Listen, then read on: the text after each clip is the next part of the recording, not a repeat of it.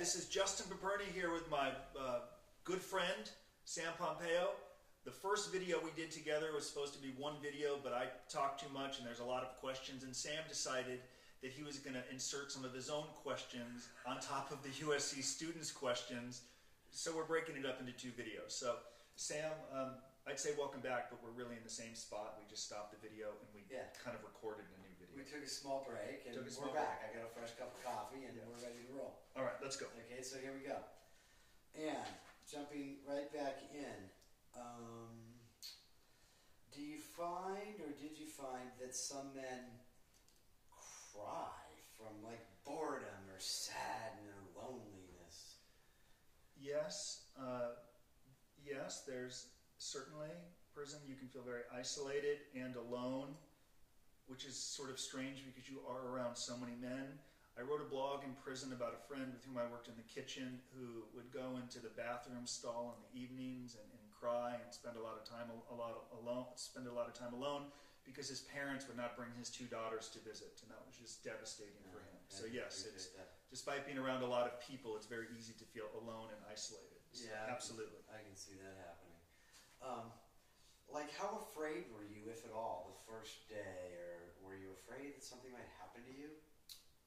I wasn't afraid that something would happen to me the first day in prison. I was afraid that the time would feel like a million years. So you hear 18 months, it feels like a life sentence. I was afraid that every day would feel like an eternity. So I did a pretty good job of keeping my mouth shut, doing a lot of listening, not a lot of talking. I was fortunate to meet Michael Santos, my good friend Andrew Alchek, God rest his soul. So I wasn't worried about being beat up or anything. I was more worried like the time would feel like an eternity. Just kind of the trepidation of what's it going to really be like now that I'm actually here. Yeah. Well, how does someone prepare for prison? I would think reaching out to someone like yourself would. That's probably a good idea. I would call me if I were in trouble. So I would read lessons from prison for sure. It's free. And then if you want to chat with me, I'd be happy to give you my best advice. A lot of the work I do is, I needed me when I got into trouble so many years ago when I was working with you. I didn't have guidance or advice or tutelage, or at least from someone who had a realistic plan that I could follow. So I would reach out to me, as self-serving as that sounds. Self-serving. Well, I think it would probably be a whole lot better than playing a lot of online chess, which you did get pretty proficient I became a good, I played a lot of online chess before I went to prison. Thank you. I was good. I was like a mini grandmaster. I was good. You were good. I was a good player. You were good. All right, so let's see. How much do your clients spend each month in prison? Seems like a rhetorical question. We answered that in the first video. On average, from $50 a month to $1,300 a month, on average, my clients spend in prison. I spent about $600. Okay. Well, why do people fail in prison? Why do you think why would the recidivism rate, why would you? Well, recidivism and failing are different. Recidivism is when you get rearrested upon your release or a parole violation, you go back to prison. Failure in prison is primarily because they're not forward thinking, they're not establishing goals, they're not pursuing them, they're easily distracted.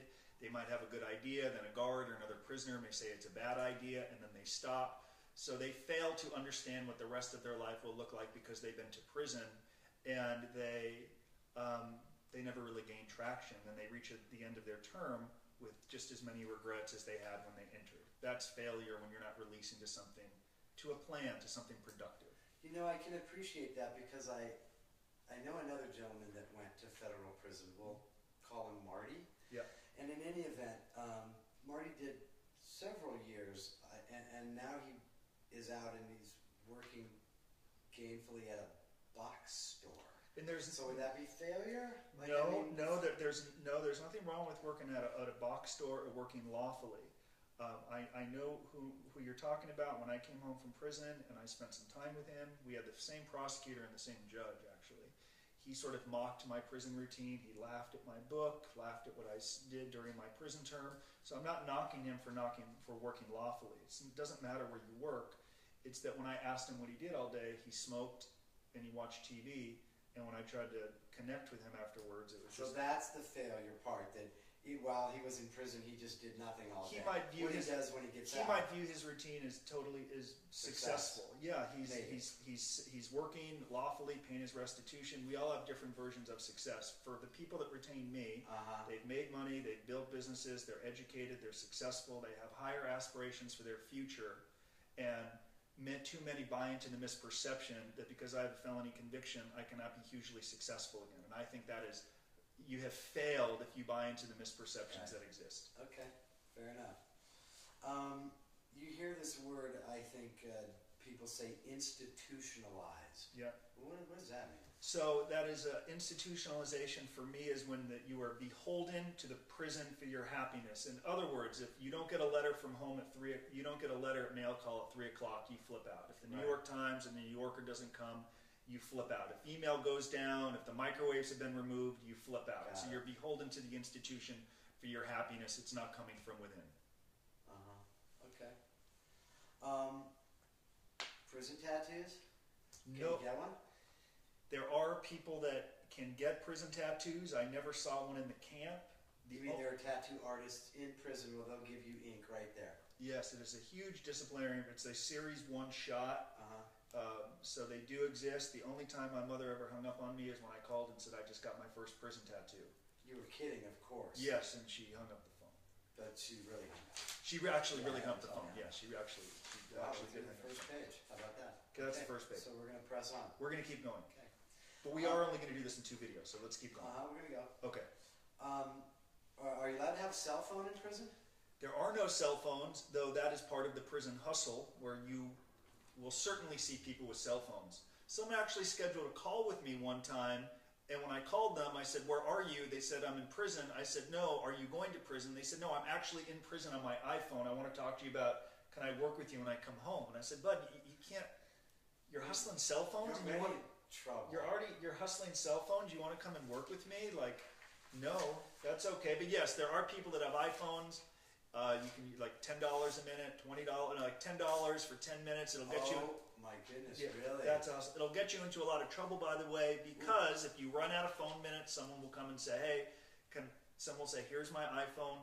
Call home." They're eventually going to catch you. They're going to cross-check every number called on that iPhone with every approved number on the prisoner's phone list. And once they see there's the connection, they call you in and see that you made a phone call, and it's like, bye-bye. You get thrown out of the drug program, you lose the year, you get transferred. There's a huge problem using cell phones, but they are pervasive in every federal prison in America, including being brought in by some of the guards. I've worked with guards too, but it didn't go that well.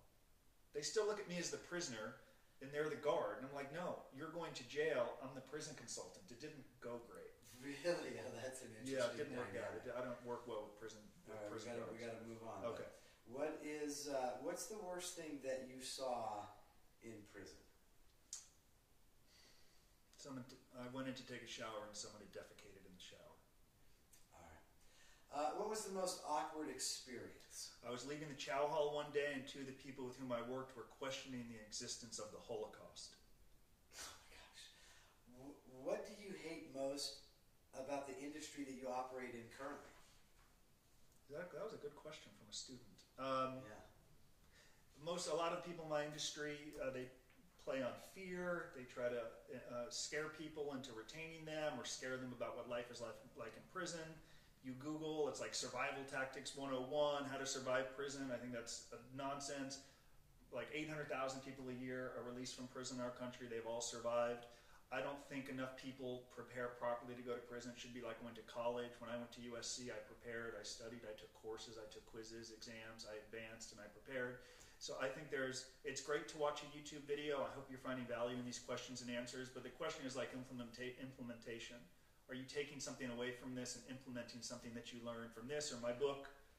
So that's the problem. You don't learn enough by just watching a video or talking to someone about how to shop in the commissary or chow hall. It's like, how do I actually prepare for the next 50 years of my life? How will my kids' be impacted because I went to jail? I think that's how the preparation should be. Do you give your clients like a syllabus of books they should read while they're in? I do, and we have lesson plans, of course, on surrendering to prison, first day in prison, the drug program, working with lawyers, holding them accountable, life after prison, probation, halfway house, home confinement. If you want to grow an online business, how do you do that? So yes, I look at this like going to college. You went to, where'd you go? I went to Cal State Northridge, a Matador. You went to Cal State Northridge. I went to USC. It's like preparing to go to college. You just don't show up. You have to prepare. That's the way I look at preparing for prison and after prison. How often did you get visitors in prison? Almost every Friday. Every Friday. And they cost different amounts on Friday or Saturday or something? Taft is a point system. Some federal prisons go based on the end of your BOP number and odd and even and stuff like that. Taft was based on a point system. It was 4 points to visit on a Friday. You had 20 points a month. Got it. That's why I came on like Wednesday. It was less points. You came on Friday. You came on a Friday, which is 4 points. Yeah. I always try to visit on Friday because if you visit on Friday, which is 4 points, and there are 5 Fridays in the month, you could visit every Friday. Oh, there you go. That makes good 4 sense. times 5, bud. Well, let's hope that this doesn't ever happen, but what would you do differently if you were to go to prison again? What would I'd be more careful about some of the initial friendships I made. Because when you're very close, if you form the wrong friendship, and you see the guy talking to staff or bitching and complaining about a sentence, and like you've been walking the track with him and associating with him, it's like, you gotta ignore the guy now, and you live like 4 feet away from him. So I'd be more cautious about the friendships I made. This seems like a very open-ended question, but why should someone hire you? That is a very open-ended question. I think there's data, I think there's case studies, testimonials that prove that our system works, that it helps prepare people both for prison and the hardest part, which can be coming home. And also, before you go to prison, many of you have lawyers. You don't know how to work properly with your lawyer. A lot of people say, I have a good lawyer. I'll say, how do you know? Some people will say, I have a bad lawyer. How do you know? So having worked with 400, 500, 600 defense attorneys over the years, many of whom don't embrace my work because I help defendants hold those lawyers accountable, positions them for a little better outcome. So I think you shouldn't hire me if you want to learn how to shop in the prison commissary. It's pretty easy. You fill out a sheet, you turn it in, your food's going to come down the chute. I think defendants would find value with white-collar advice because we help them learn to advocate for themselves, convey to the judge in their own words why they're worthy of the best outcome, what they've learned from this experience, the remorse they feel, why they'll never be in that courtroom again, and then having a productive prison experience. So the reason I wrote every day and wrote a book and documented the journey was to be authentic when someone was considering me. So if someone takes the time to vet me and do their due diligence, I'm confident they'll find value in my approach, though it's not right for everyone because it's more than watching a YouTube video or reading my book. You actually have to do the work. And if you're not ready to do the work, you shouldn't hire me. Yeah, I'm going to go out on a limb here, and I've known Justin a long time, and I'll tell you that his work ethic is second to none, and if you're interested in having the best possible experience, Thanks. You're at the right channel. Okay, so pressing on, what was the first thing you did when you got home?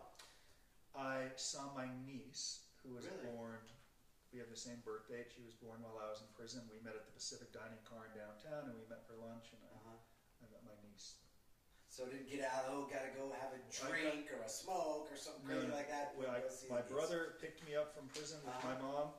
Technically, you're on a furlough because you have 4 hours to get to the halfway house. It is very much a quasi-release. We went from there directly to the Pacific Dining Car for lunch. Very nice. I met my niece, and they took me to the halfway house in Hollywood. Okay.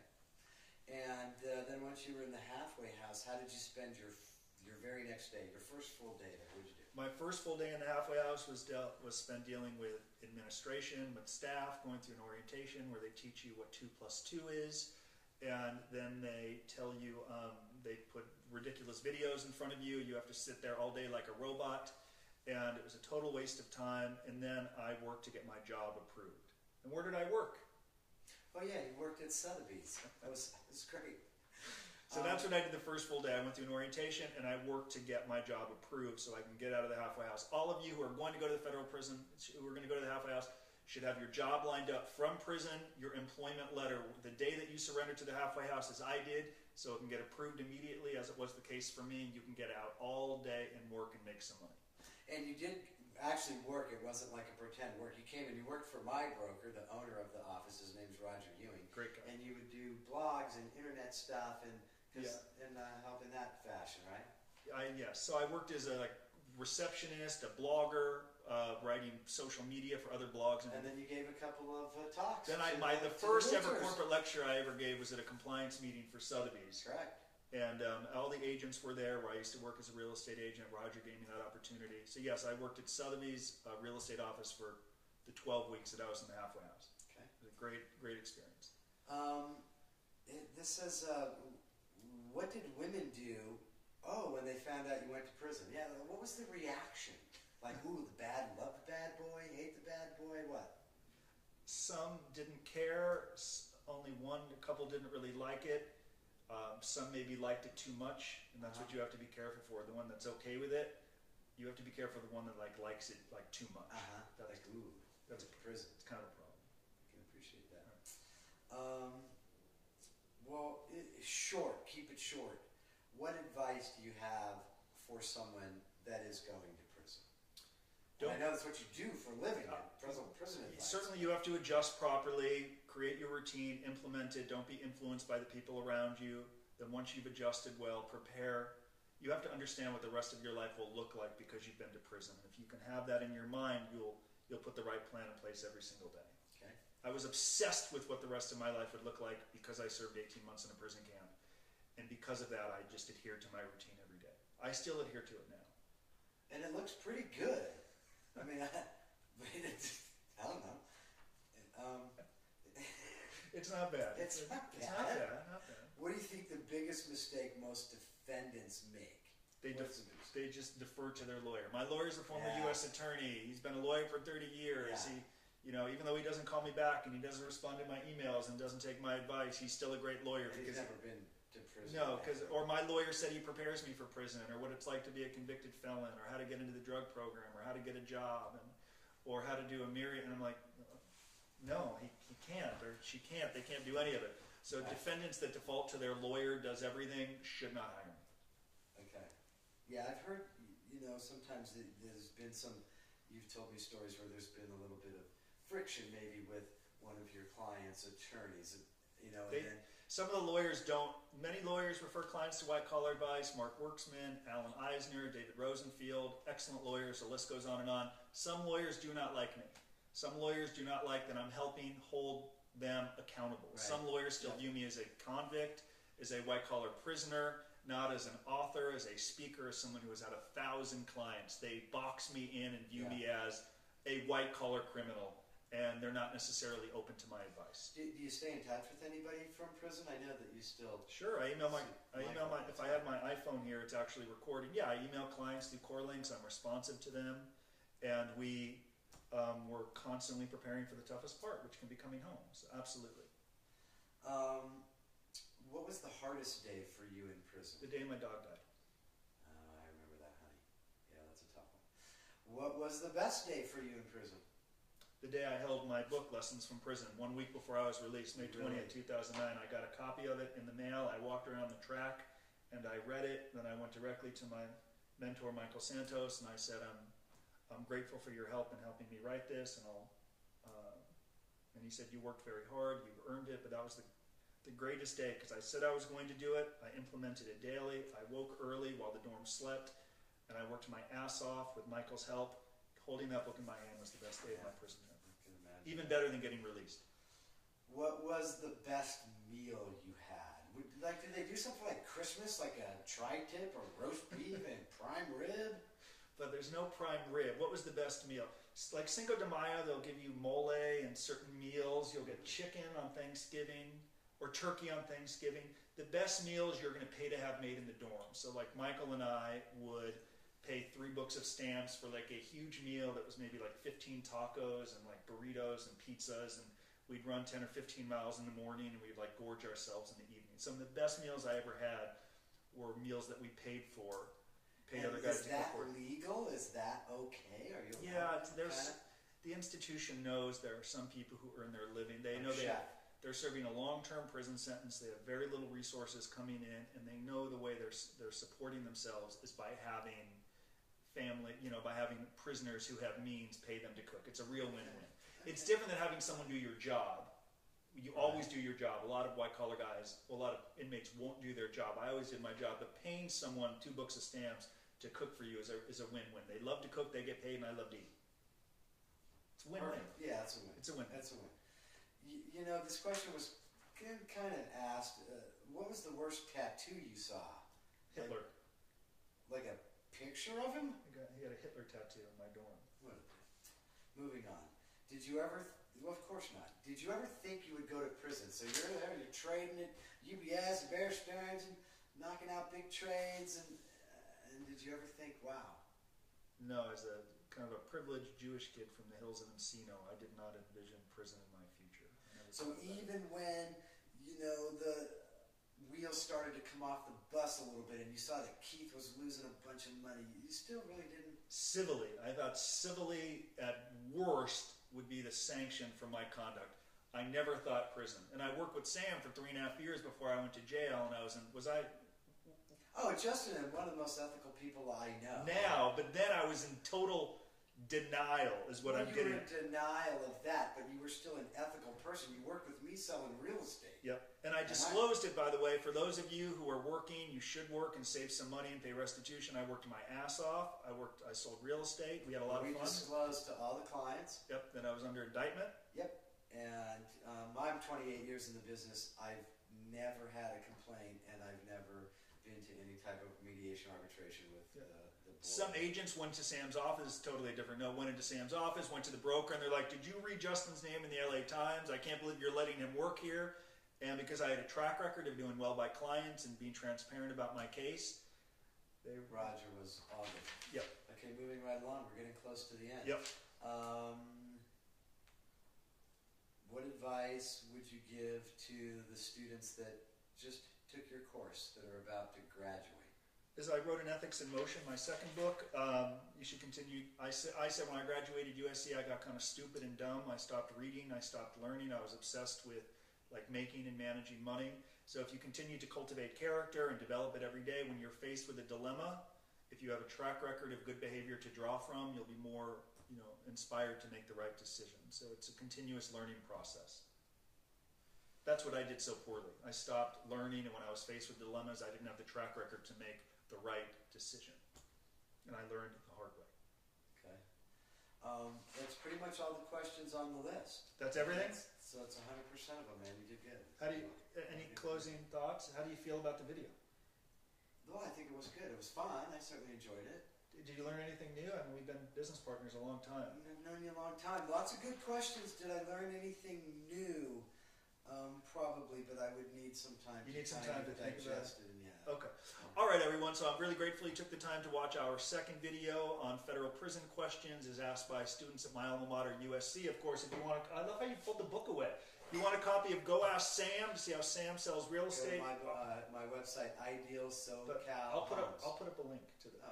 Oh, okay.